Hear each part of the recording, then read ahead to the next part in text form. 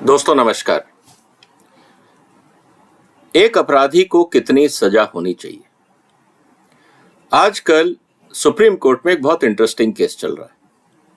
Case है सुशांत सिंह राजपूत की हत्या के बाद या सुसाइड के बाद जिस तरह से टीवी मीडियाज ने अलग अलग घटनाक्रम को अलग अलग रूप में पेश किया टीआरपी के लिए और कई लोगों के नाम लिए कि कौन कौन संदिग्ध हैं, और उस आधार पे पुलिस को कार्रवाई करनी पड़ी।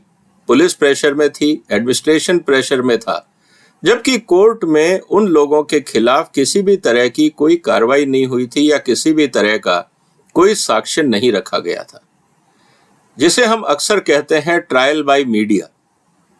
इसको लेके आजकल सुप्रीम कोर्ट में एक गंभीर चिंतन चल रहा है कि किस तरह से जो हमारे समाज में टीवी प्रसारित होते हैं, जिस तरह से सेंसेशन हर चीज को बनाने की कोशिश की जाती है टीआरपी के चक्कर में, और टीआरपी का मतलब है प्रॉफिट कमाना, क्योंकि जितनी व्यूअरशिप बढ़ेगी उतना टीवी चैनल एडवर्टाइजर से ज्यादा पैसे लेके एडवर्टाइजमेंट करते हैं। तो इस पूरे घटनाक्रम को कैसे देखा जाए और कैसे इस पे लगाम लगाई जाए, आजकल सुप्रीम कोर्ट में चर्चा इस मुद्दे पे है। दोस्तों ये बहुत इंटरेस्टिंग केस है। मैं आपके सामने एक यूके का केस रखूंगा, किस तरह से वहां पे इन्होंने इस मुद्दे को किया और किस तरह से सजा के प्रावधानों को हमें दोबारा देखना होगा, ताकि जो लोग समाज का नुकसान करते हैं, चाहे वो फूड एडल्ट्रेशन हो, चाहे वो दवाइयों में मिलावट हो, चाहे वो ब्रेन पॉइजनिंग हो बाय टीवी चैनल्स, या एनवायरमेंट पॉल्यूशन हो, जहां पे एक विस्तृत नुकसान होता है समाज का, ऐसी स्थिति में कोर्ट्स को और हमारे कानूनों में क्या सुधार होना चाहिए, आज मैं इस बात पे आपसे चर्चा करूंगा। आगे बढ़ने से पहले आपसे निवेदन है कि आप इस वीडियो को शेयर करें, इस चैनल को सब्सक्राइब करें, क्योंकि आज का जो परिचर्चा है और जो मैं आपके साथ बातें शेयर कर रहा हूं, इसमें आपके सुझाव बहुत महत्वपूर्ण होंगे। क्योंकि जब तक हम एज ए जागरूक नागरिक अपनी आवाज नहीं उठाएंगे, तो मिलावट करने वाले, जाली दवाइयां, नकली दवाइयां बनाने वाले, पॉल्यूशन करने वाले और ब्रेन पॉइजनिंग करने वाले लोग समाज में हमें मूर्ख बनाएंगे, हमारी सेहत से खिलवाड़ करेंगे, प्रॉफिट कमाएंगे और आराम से बैठेंगे। क्या ऐसे क्रिमिनल्स को हमें छोड़ देना चाहिए या लीनियंट वे में काम करना चाहिए? आज मुद्दा इस बात का। आगे बढ़ने से पहले उम्मीद है कि आपने ये चैनल सब्सक्राइब कर लिया होगा, वीडियो शेयर कर लिया होगा। अब केस में आगे बढ़ते हैं। जैसे मैंने आपको बताया कि सुशांत सिंह राजपूत के केस को लेके घटनाक्रम इस समय सुप्रीम कोर्ट में विचाराधीन है। सुप्रीम कोर्ट और भारत सरकार का यह मानना है कि जो एडवर्टाइजिंग एसोसिएशन है, जो ब्रॉडकास्टर्स एसोसिएशन है, इन्होंने सो कॉल्ड सेल्फ रेगुलेशन नाम से एक सिस्टम बनाया हुआ है कि हम आपस में एक दूसरे को रेगुलेट करेंगे और मैक्सिमम फाइन 1 लाख रुपए। इससे बड़ा मजाक क्या हो सकता है? मेरा पिछले 30 साल का अनुभव यह कहता है कि सेल्फ रेगुलेशन नाम की कोई चीज नहीं होती। उदाहरण मैं आपको देता हूं। इतनी सारी कंपनियों के खिलाफ सुप्रीम कोर्ट में धोखाधड़ी का मामला आता है, एडल्ट्रेशन का मामला आता है। क्या आज तक किसी इंडस्ट्री एसोसिएशन ने किसी अपने मेंबर को निष्कासित किया? मुझे एक एग्जांपल बता दीजिए। एसोसिएशंस का यह मानना है कि ये तो हमारे मेंबर हैं, हमारा काम इंडस्ट्री को बचाना है, चाहे वो सही काम करें या गलत करें। कोर्ट का काम सजा देना है, तो अगर कोर्ट ने सजा दे दी है तो वो बहुत है, लेकिन वो कंपनी हमारी मेंबर बनी रहेगी, क्योंकि वो हमको मेंबरशिप देती है, स्पॉन्सरशिप देती है। अगर पैसा ही एसोसिएशंस के लिए सब कुछ है, तो समाज को कौन बचाएगा? ऐसे ब्लैक शिप को एसोसिएशन से कौन बाहर निकालेगा? इसका मतलब यह है कि कोर्ट की सजा पाने के बाद भी, समाज का नुकसान करने के बाद भी, ऐसी कंपनियां माननीय और सम्माननीय बनी रहती हैं उन एसोसिएशंस में जो इनको बचाने के लिए और इनके स्पॉन्सरशिप और इनकी मेंबरशिप फी के कारण अपनी दुकान चलाते रहते हैं। और ये हकीकत है। आप खुद एनालाइज कर लीजिए अपने आसपास जितनी इंडस्ट्री एसोसिएशंस हैं कि उन्होंने ऑफेंडर्स के खिलाफ आज तक क्या क्या कार्रवाई करी। क्या आपको दिखता है कोई कार्रवाई करते हुए? मेरे अनुभव में तो ऐसा कोई एग्जाम्पल नहीं है। अगर आपके अनुभव में ऐसा कोई एग्जाम्पल है तो कमेंट बॉक्स में वो जरूर शेयर करिए। अब आगे बढ़ते हैं दोस्तों। एक इसी तरह का केस आया था। एक कंपनी ने टेम्स रिवर, जो लंदन की नदी है, उसमें अपना जो पॉल्यूटेंट था उसको ट्रीट ना करके डायरेक्ट नदी में बहाया। इससे पॉल्यूशन हुआ, समाज का नुकसान हुआ, और उसके ऊपर जो पेनल्टी वहां क्लॉज था पॉल्यूशन का, वो बहुत ही कम था, और ये बड़ी कंपनी थी। अब सवाल ये था कि एक कंपनी जिसने लगातार पॉल्यूशन किया हो, क्या उसको हम $50, $100, $1000 या $1,00,000 दे के छोड़ दें? क्या इससे वो कंपनी सुधर जाएगी? ये केस है, आप लोग इंटरनेट पे जाके इस केस को पढ़ सकते हैं, और बहुत इंटरेस्टिंग केस है। R versus Thames Water Utility Limited 2015 का केस है। EWCA क्राइम 960, ये स्पेसिफिक केस है। आप इसको नेट पे जाइए, पढ़िए। बड़ा इंटरेस्टिंग केस है कि किस तरह से बड़ी कंपनियों के खिलाफ सजा तय होनी चाहिए। ये कोर्ट ऑफ अपील का केस है दोस्तों। अक्सर सजा किस लिए दी जाती है, सजा का प्रावधान क्यों किया जाता है, और किस तरह से सजा की ग्रेडिंग की जाती है, पहले हम इसको समझते हैं। सबसे पहले सजा का प्रावधान यह होता है कि जिसने गलती करी, कानून तो यह कहता है कि अगर आपने गलती करी है तो आपको सजा मिलनी चाहिए। मीन्स पनिश द ऑफेंडर, यह कानून का बेसिक आधार। अगर आप ऑफेंडर को पनिश नहीं करेंगे तो ऑफेंस नहीं रुकेंगे, यह मान्यता है और यह सच्चाई भी है। दूसरा जो पनिशमेंट का पर्पस होता है वो होता है to reduce the tendency of crime, कि जो लोग हैबिचुअल ऑफेंडर हैं वो क्राइम ना करें। अगर एक कंपनी पॉल्यूशन करती है या एडल्ट्रेशन करती है या मिलावटी पेस्टिसाइड या दवाइयां बेचती है, इस तरह लोगों की टेंडेंसी कम कैसे हो, पनिशमेंट का एक आधार ये भी होता है।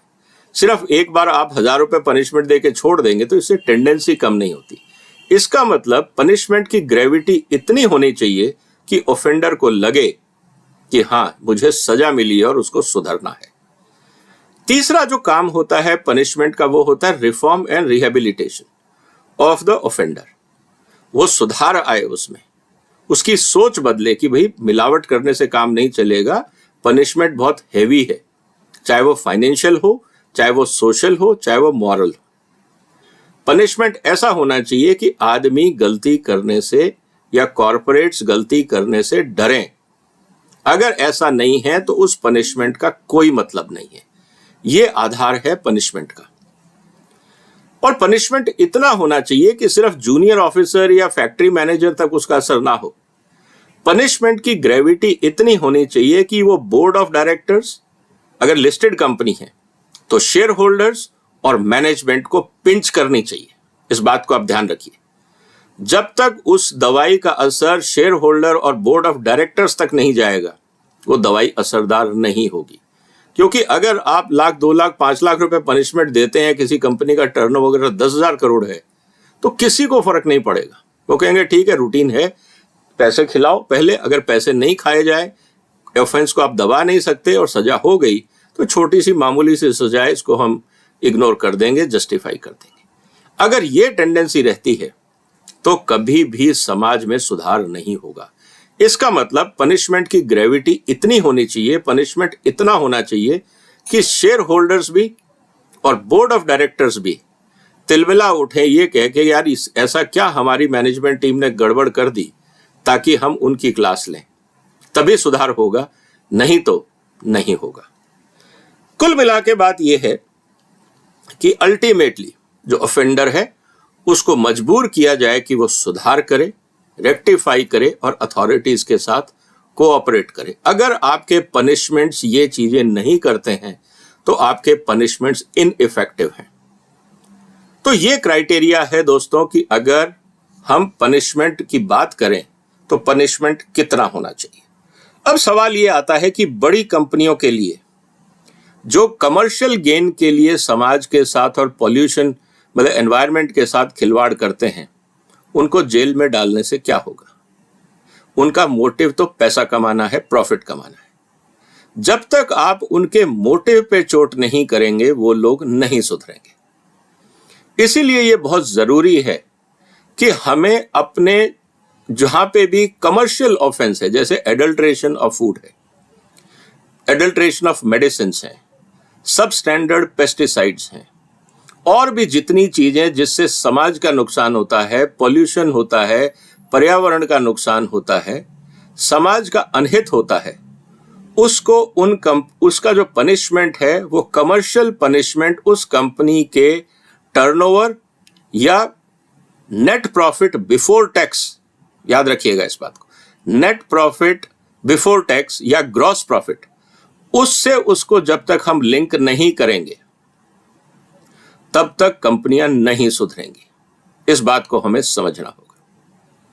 तो सुप्रीम कोर्ट में जो इस समय चर्चा चल रही है कि सजा कितनी होनी चाहिए, बहुत सारी दुनिया में ऑफेंडर्स को इस बात का पता है, जहां पे आप देखते हैं कि भाई ऑफेंडर्स अक्सर डरते हैं गलत काम करने में, क्योंकि वहां पे जो पनिशमेंट है वो उनके प्रॉफिट या टर्नओवर से लिंक होता है।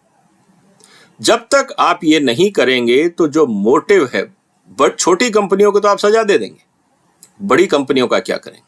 किसी कंपनी का टर्नओवर 50,000 करोड़ है, उसका प्रॉफिट 5,000 करोड़ है, अब आप उसको 1 करोड़ का भी अगर फाइन दे देते हैं, उसको क्या फर्क पड़ता है? जब तक उसकी 5,000 करोड़ की जो उसने प्रॉफिट कमाया है, जब तक आप उसके जिस कारण से उसने वो प्रॉफिट कमाया है, मान लीजिए 50,000 करोड़ में उसने गलत काम करके 1,000 करोड़ कमाया है, तो 1,000 करोड़ रुपए जब तक फाइन नहीं होगा, उसको गलत काम करने से रोकने का कोई इंसेंटिव नहीं है उसके लिए।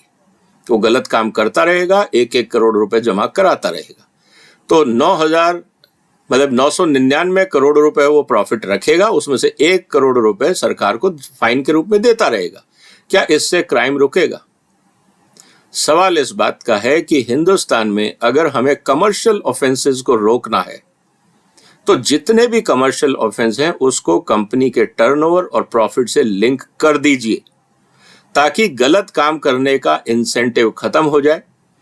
इंस्पेक्टर्स करप्शन करेंगे, आपको उसकी जरूरत नहीं है, क्योंकि इंस्पेक्टर्स, जैसे आज हमने पुलिस डिपार्टमेंट देखा, इंस्पेक्टर्स का काम सिर्फ एविडेंस सबमिट करना है, चालान इश्यू करना नहीं है। वो काम कोर्ट के ऊपर छोड़ देना चाहिए। इंस्पेक्टर को इस बात की आजादी होनी चाहिए कि अगर उसने कहीं ऑफेंस देखा है तो चाहे वो लैब रिपोर्ट्स हो, फोटोग्राफी हो, वो कोर्ट में जमा कराए।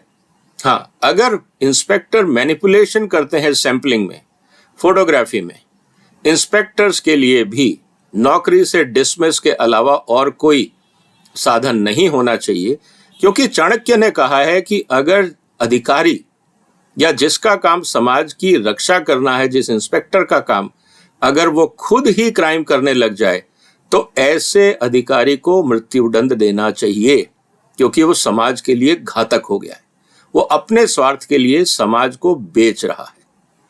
तो जब चाणक्य ने इस बात को बहुत क्लियरली कहा है कि जो भी ऑफेंडर हो, पनिशमेंट शुड बी सीवियर, तो हमारे कानूनों में और हमारे कोर्ट्स एक नोशनल पनिशमेंट दे के ये कैसे उम्मीद कर सकते हैं कि समाज में सुधार होगा?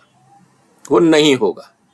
तो इस समय जो सेल्फ रेगुलेशन की बात हो रही है ब्रॉडकास्टिंग एसोसिएशन को लेके, इस बात को मैं आपको बता देता हूं, सेल्फ रेगुलेशन अपने आप में एक धोखा है। वहां पे एक कॉन्सेप्ट होता है, you scratch my back, I scratch your back. मतलब हम सब मिलके क्राइम करेंगे और नोशनल पनिशमेंट के रूप में 1 लाख रुपए जमा करा देंगे। ये इनइफेक्टिव, इररिस्पॉन्सिबल सिस्टम है, इसका फायदा समाज को नहीं होता है। अगर आप सेल्फ रेगुलेशन भी बनाते हैं तो वहां पनिशमेंट का प्रावधान कोर्ट तय करेगा, ना कि एसोसिएशन, क्योंकि वहां सब के सब, जैसे कहते हैं ना, हमाम में सब नंगे हैं। आप उनसे क्या उम्मीद करते हैं? क्या वो समाज के लिए न्याय करेंगे? वो तो एक दूसरे को बचाने में लगे रहेंगे।